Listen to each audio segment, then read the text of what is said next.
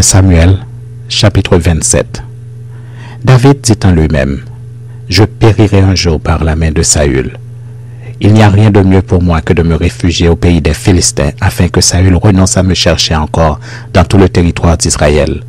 Ainsi, j'échapperai à sa main. » Et David se leva, lui et les 600 hommes qui étaient avec lui, et ils passèrent chez Akish, fils de Maok, roi de Gath. David et ses gens restèrent à Gath, auprès d'Akish. Ils avaient chacun leur famille, et David avait ses 2 femmes, Akinoam de Jizréel et Abigaïl de Carmel, femme de Nabal. Saül, informé que David s'était enfui à Gath, cessa de le chercher.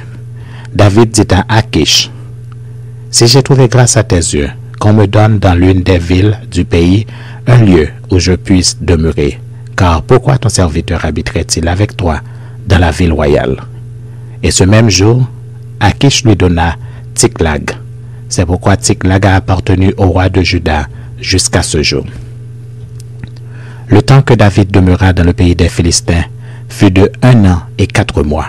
David et ses gens montaient et faisaient des incursions chez les Guéchuriens, les Girziens et les Amalécites, car ces nations habitaient dès les temps anciens la contrée du côté de Shur et jusqu'au pays d'Égypte.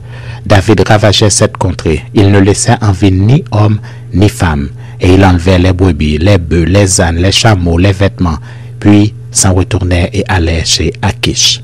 Akish disait, « Où avez-vous fait aujourd'hui vos courses ?» Et David répondait, « Vers le midi de Juda, vers le midi des Jérachméélites et vers le midi des Kéniens. » David ne laissait en vie ni homme ni femme pour les amener à Gath, car pensait-il, il pourrait parler contre nous et dire, « Ainsi a fait David. » Et ce fut là sa manière d'agir tout le temps qu'il demeura dans le pays des Philistins. Akish se fiait à David, et il disait, « Il sera odieux à Israël son peuple, et il sera mon serviteur à jamais. »